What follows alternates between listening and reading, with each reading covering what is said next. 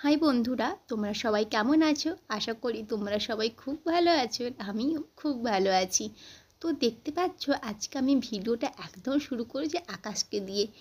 আর আকাশ দেখতে মানে এই বর্ষাকালের আকাশ দেখতে আমার খুবই ভালো লাগে। আর দেখতে পাচ্ছ রামধনু উঠেছে আকাশে।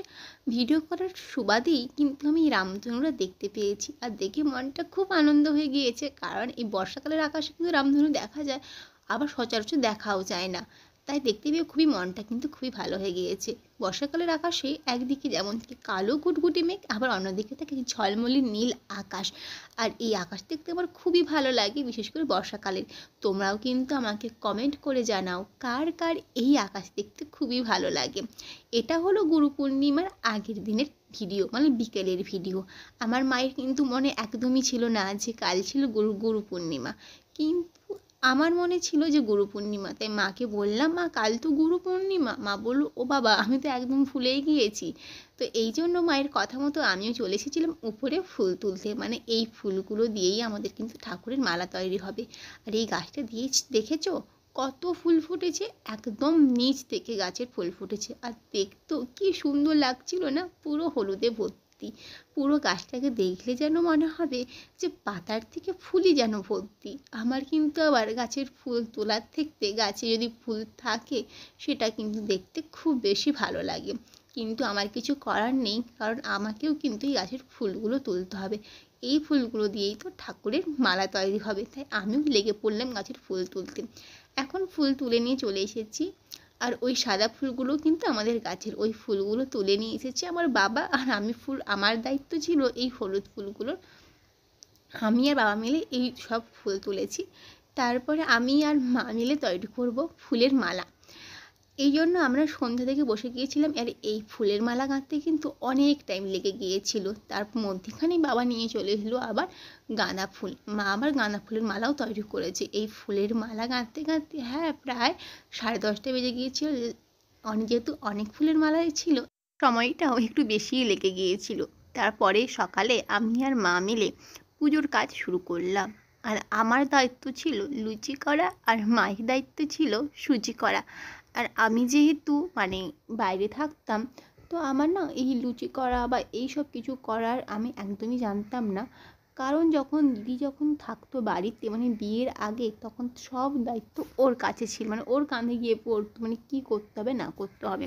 আমি তো এসব করতাম না। তো এখন দিদি বিয়ে হয়ে যাওয়ার পর আর আমি বাড়িতে আসার পর এই সব তার দায়িত্ব এখন আমার কাঁধে এসে পড়েছে। তেমনইভাবে কিন্তু আমাকে মা বলে দিয়েছিল কী নিতে হবে, কী করতে হবে, কতটা কী নিতে হবে, এসব কিন্তু মা আমাকে একটা একটা করে বলে দিয়েছিল।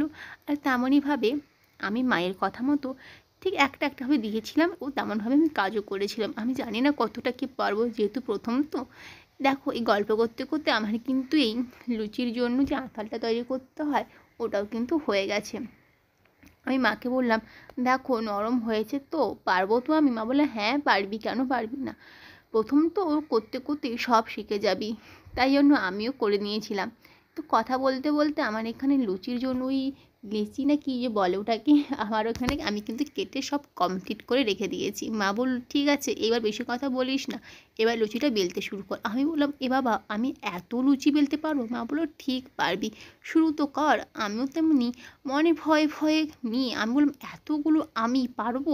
কারণ লুচি যে আমি বেলে নিয়ে আমার কিন্তু কোনো দিনই নয়, কম বেলেছি, কিন্তু এতগুলো দায়িত্ব একা সব কিছু করতে হবে সেটা নিয়ে একটু ভয় পেয়ে গিয়েছিলাম। কারণ লুচি ফুলবে তো, লুচি নরম হবে তো, সবাই খেতে পারবে তো, এই নিয়ে নানা মন জিজ্ঞাসা করতে করতে আমার কিন্তু লুচি বেলা কমপ্লিট হয়ে গিয়েছিল। আর এই জন্য আমি মাকে বললাম, মা তুমি ক্যামেরাটা করো, আমি তো লুচি ভাজছি, তার প্রমাণ তো দিতে হবে নাকি। এই জন্য মাও কিন্তু ক্যামেরাটা করলো, আর আমি লুচি ভাজছিলাম। আর লুচিগুলোও কিন্তু ভালোভাবে ফুলেও ছিল যেমন, আর তেমন নরমও হয়েছিল। মা বললো, বাহ, খুব সুন্দর তো হয়েছে। এই তো লুচিগুলো কিন্তু খুব সুন্দর করে ফুলছে। তারপরে আমি আর মা চলে গেলাম পুজোর কাছে। আমার বাড়িতে কিন্তু মাই কিন্তু সব পুজো করে, আর মা পুজো করতে খুবই ভালোবাসে। মা পুজো করতে, মালা গাঁথতে, এইসব কাজগুলো করতে কিন্তু মা খুবই ভালোবাসে। আর ওই যে দেখেছো ফুলের মালাগুলো, এইগুলো কিন্তু আমি আর মা মিলে কালকে রাত্রে কিন্তু তৈরি করেছিলাম। আর পুজো কমপ্লিট হয়ে গেছে আর মা সাজিয়েও দিয়েছে, কি সুন্দর দেখতে লাগছে না? আর এই যে ফুলগুলো দেখছো এগুলো কিন্তু সবই আমার বাড়ির ফুল। তোমরা কমেন্ট করে জানাও যে কেমন হয়েছে। তো চলো দেখা হচ্ছে পরের ভিডিও।